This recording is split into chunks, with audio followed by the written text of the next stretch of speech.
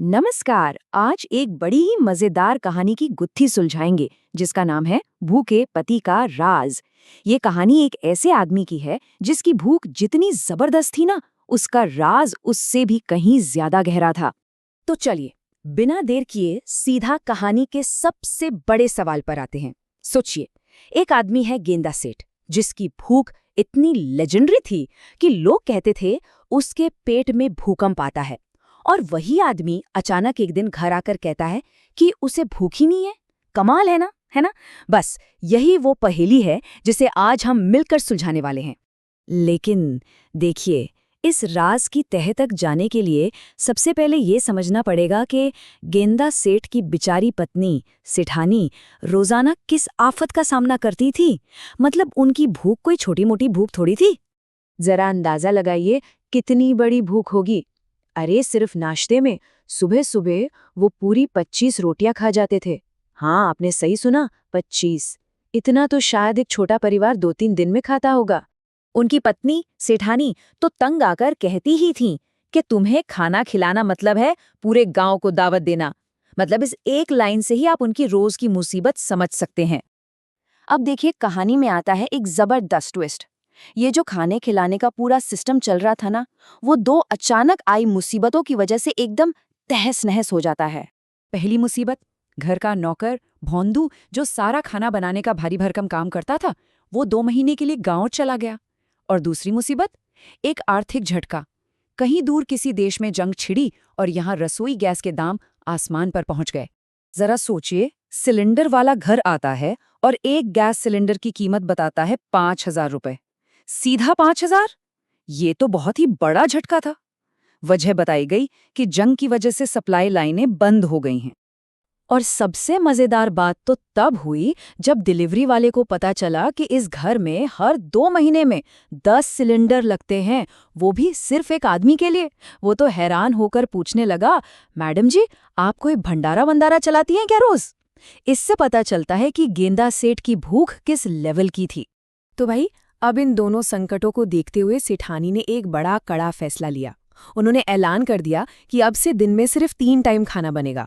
और गेंदा सेठ के जो बीच बीच में नाश्ते चलते थे, उन पे लग गई फुल स्टॉप। बस इसी फैसले ने गेंदा सेठ को एक बिल्कुल ही अलग, हताशा भरे रास्ते पर डाल दिया। तो बेचारे गेंदा सेठ ने सोचा, चलो बाहर से कुछ खा लेते हैं। अपनी भूख मिटाने के लिए वो पहुंचे समोसे खरीदने। लेकिन किस्मत देखिए, महंगाई की मार वहां भी उनका पीछा कर रही थी। समोसे वाले ने तो मजाक मजाक में एक फ्रीक आइडिया दे दिया, देसी चूल्हा। मतलब वो पारंपरिक चूल्हा जो मिट्टी का बना होता है और लकड़ी या उपलों से जलता है। महंगी गैस का कोई झंझट नहीं। और कमाल की बात यह है कि गेंदा सेठ ने इस मजाक को एकदम सीरियसली ले लिया। और इसके बाद जो हुआ ना, वो किसी कॉमेडी फिल्म के सीन से कम नहीं था। गेंदा सेठ खुद बावर्ची बन गए, जंगल से लकड़ियां लाए, चूल्हा जलाने की कोशिश की। और 3 घंटे की जबरदस्त मेहनत के बाद नतीजा क्या निकला?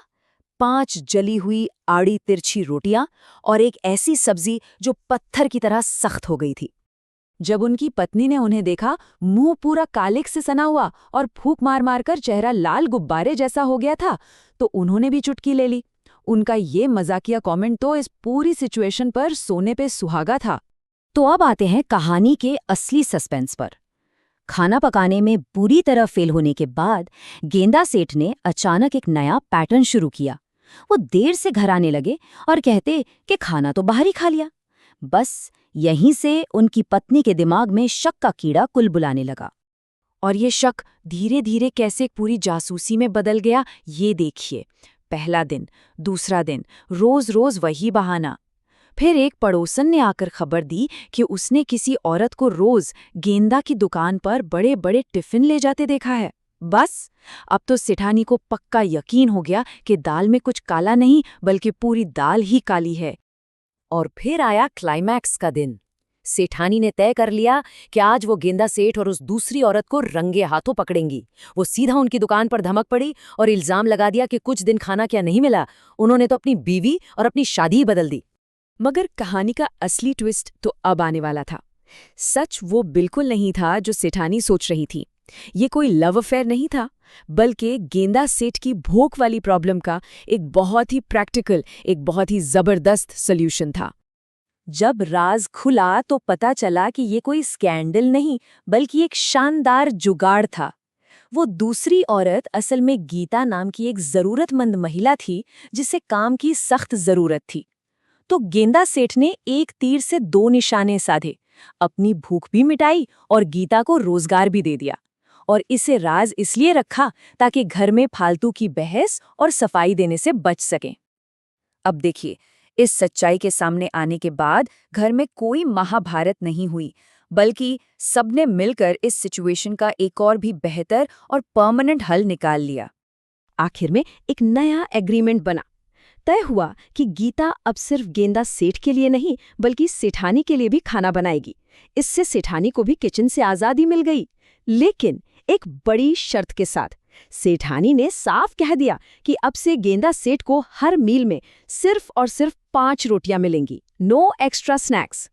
कहानी के अंत में सेठानी ने मजाक में गेंदा सेठ को एक चेतावनी भी दी। उन्होंने कहा, माना कि खाना तुम्हारा प्यार है, लेकिन अब जब लकड़ी से खाना पक रहा है तो थोड़ा कम प्यार करना, वरना तुम्हारी भूख तो पूरा जंगल ही साफ कर देगी। और यहीं पर ये कहानी हमें एक बड़े ही दिलचस्प सवाल के साथ छोड़ जाती है।